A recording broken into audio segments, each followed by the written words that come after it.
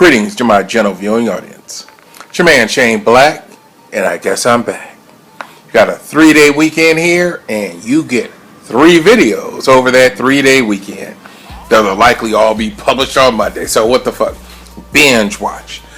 But while you're binge watching, I guess you might as well hit the subscribe button, hit that bell notification, tell all my old subscribers, well, what do you know? Shane Black is back. Now, I'm not going to make videos with the frequency that I did before, maybe once a week or so. We will see how that goes. But right now, I want to talk to you about Hollywood and why they're so woke they should go broke. They're so woke that I'm slept. That's right, I just made it up. Stupid leaders equal poor teachers. When they look back at this period of time in American history, and they talk about people being woke, I want them to say Shane Black slept through that period of time, because he wasn't trying to hear shit that they were saying as they tried to force feed a bunch of bullshit into the brains of the weak-minded, the weak-willed, the weak of spirit. I'd say the weak of heart, but if your heart is weak, shit, you probably gonna be dead by the end of the video. But you got individuals in Hollywood, such as, Rianne Johnson, Brie Larson, and rest in peace, but Chadwick Boseman. See, I enjoyed his roles in the film, and it was only after his passing that I find out that he was all for open borders. Let these motherfuckers who are not entering our country legally through the legal system just come in anyway. What the fuck? Come on in. I'm not going to have to fight them for jobs, but you, your children, your grandchildren, your mom, your dad, I don't know. If they're in one of those low-wage jobs, they're going to have to be fighting that much harder for that job. Because that person who came here illegally will take that $5 an hour and send 4 of it back to Mexico and struggle living in a home with 15 of his ilk who have come to this country illegally, so they can save their money by all living under one roof, which is why COVID spread like a motherfucker down there in Los Angeles. But I digress. If Hollywood wants to preach instead of entertain, let them pay the price. And just like with my video with regard to the NBA, you stop watching and then that shit goes away. Now let me get my vitamins real quick. This won't be a long video. Yeah, still got the vitamins RUM today. But people stop watching the NBA. And that's because the NBA started allowing players to put shit on the back of their jersey, like, oh, Breonna Taylor, or Eric Garner, or George Floyd, whatever. People come to watch the game to get away from that shit. That sport is supposed to be a unifying experience, even though you have two sides like the Civil War. One side is rooting for the Golden State Warriors, wanting them to conquer the LA Lakers. The other side's rooting for the Lakers, wanting them to destroy the Golden State Warriors. And you have individuals who have nothing in common but their love for their team, uniting in that common cause to yell and scream and root their team on. Through psychic emanations, I don't know. Maybe somebody has telekinetic powers that make the ball go in the hoop. But that's the only thing uniting those people. When they leave the stadium, they're probably not friends, lovers. Shit, may not even talk to each other. But for that moment in time, for that 3-hour period, they were united under the banner of a particular team. Once you start putting political messages on your jerseys, That shit is divisive. My thoughts on Breonna Turner, I'll keep to myself, but they likely aren't the most popular thoughts that are out there. The same with George Floyd. I mean, no, he should not have been homicided, but he should not have been committing crimes either. Yet, here you have a criminal who has been lifted up like he's Mother Teresa. She asked a woman who he pulled the gun on, and I think she was pregnant. Ask her how she feels about his motherfucking face on all these damn shirts and posters and flyers and shit.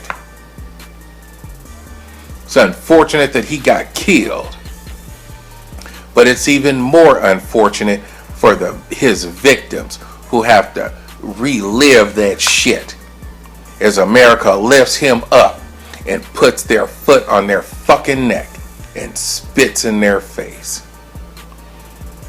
But I did digress. I'm not even going to edit that shit out. Let's get back to Hollywood. So woke they should go broke. And as I said with the NBA, I stopped looking at it. I'm gonna lie, I'm watching some playoffs now, but after that one season in the bubble, they took all that Black Lives Matter shit up off the court. You back to having regular jerseys right now. That's because they saw a drop in revenue. People aren't watching that shit. Then, this year, ratings were still down. And I am watching a couple of playoff games. I ain't even gonna lie. But I'm not watching it like I did before. The same will be said of the movies. Let me refreshify my electrolytes again. One moment. Hell yeah, vitamins are good for you. With Hollywood, you got people, again, I will still watch that last Black Panther movie. Was that Wakanda Forever? And I don't mind Shuri picking up the mantle of Black Panther. That happened in the comics. And I was reading Black Panther comics. Stopped shortly after she took over, but it didn't have anything to do with a female Black Panther. It had to do with the writing of the story. But something put out by Rian Johnson? No. Something starring Brie Larson, the famous for the thing with the wrinkle in time in that interview. Well, if you didn't enjoy this, then it wasn't made for you. Fine, bitch. Anything you make, then it's not made for me. I may not be a white man, but I'm still a man, motherfucker. And then she made her own YouTube channel trying to change her image. Your shit is done. I believe there's a movie coming out called The Marvels with her in it. The black woman from WandaVision, Monica Rambeau. There's supposed to be another Captain Marvel, and then an Indian girl that's supposed to be the Indian Captain Marvel, shapeshifter or something. I don't know. Don't care because I won't watch that either. Another feminist woman empowerment movie. Okay, fine. See how many women go watch that shit. Women generally don't tend to go to the movies by themselves. And if you're my woman and you want to see that shit, that's fine. I think it's time for us to break up. Bye, bitch. Or, well, I won't go into Chris Chibnall. He's not Hollywood because he's over in England and the BBC, and he ruined the fuck out of Doctor Who. Once Doctor Who, the 13th Doctor, I believe, became a woman, I watched 2 episodes and stopped that shit. But let's get back to Hollywood. So, woke you should go broke. Like with the NBA. Why go and watch a movie made by a producer, a director, an actor or actress who wants to shove their personal political beliefs down your throat? Think about that while I refreshify again. Yeah. The fact of the matter is, you protest with your money. If you sent an email to Brie Larson and told her that, you're just, well, fuck it. I won't edit it. I can't even really think of what to say about that. All I know is this. Going forward, post-pandemic, if a movie is force-feeding a female character on the audience, force-feeding some female agenda on individuals, like with Charlie's Angels, and I'm not talking about the fun ones, with Drew Barrymore, Cameron Diaz, and was that Lucy Liu? Oh no, those were fun and entertaining. Is that Mac G directed or some shit like that? That music video director? Yeah, they had women in it, and there were men, and some of them had faults, we'll say. That was that Crispin Glover, I guess, and then I forget the one from that second movie, the main antagonist. But then you come out with that remake with them three bitches in it, and that fucked up ass message. I can't imagine Patrick Stewart being that hard up for money. But then again, he did do that Picard series. Another one was a Ghostbusters remake. Same thing. So from this point forward, I am going to do this. I'm not going to suggest that you do it, but the fact of the matter is, since everybody's staying home and they're now doing same day releases in the theater and streaming online, meaning therefore the pirate video sites, I'm not going to mention any here, but the pirate video sites are getting those new releases that much sooner. Meaning that I could watch your first run movie in the comfort of my home without paying you a fucking dime. Fuck you, Hollywood. Now, take a movie like Wrath of Man with Jason Statham in it. That I will go and pay money for. There's no feminist agenda there. It was just raw testosterone. And there was a strong female character in that movie. Though something happened and her strength waned in a minute. And I'll tell you what, if Jason Statham was doing to me what he did to her, and I'm not talking about fucking her because it was shit. If he was trying to do that to me, it'd be a different discussion. But if Jason Statham was doing to me what he did to her, my strength would have waned too. So she was cool as fuck until he got at her like that, but anyone would have crumbled. That I'll pay for. Godzilla versus Kong, or Kong versus Godzilla, whatever the fuck.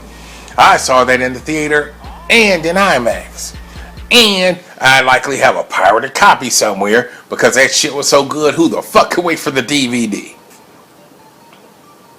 But when you come out with something like, let me see, the fuck, I can't even think of any feminist movie. Well, I haven't seen it, but I'm just going to guess that Quiet Place 2 is likely going to be one of those woke movies.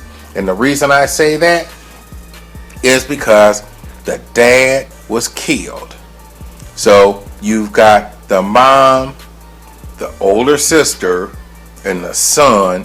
And so that mom is likely going to be the main protagonist.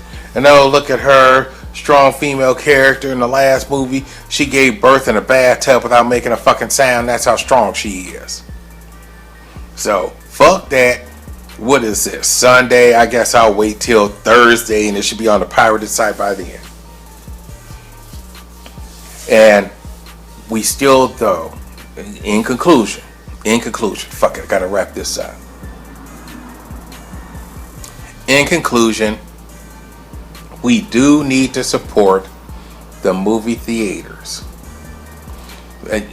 Actually, I've never worked at one, but that's part of my retirement plan. Just to live off my retirement and then work like 3 days a week or something at the movie theater, preferably Friday, Saturday, and Sunday, so I can watch the new releases when that shit comes out and not pay any money for it. So, wait until a movie comes out that doesn't have any kind of feminist or woke agenda to it.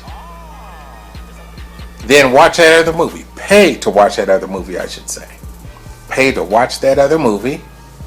and then kind of meander about the hallway until that feminist movie, which might be kind of good, the message may not be overt, or maybe, it has some kind of interesting premise or whatever, but don't pay for it.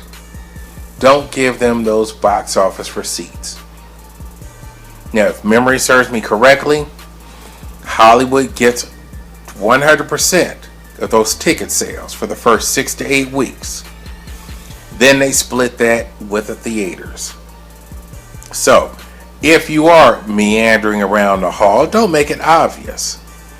But the ushers, the concession people, they know they've seen your ass here. There ain't no movie in the theater that lasts 4 to 6 hours.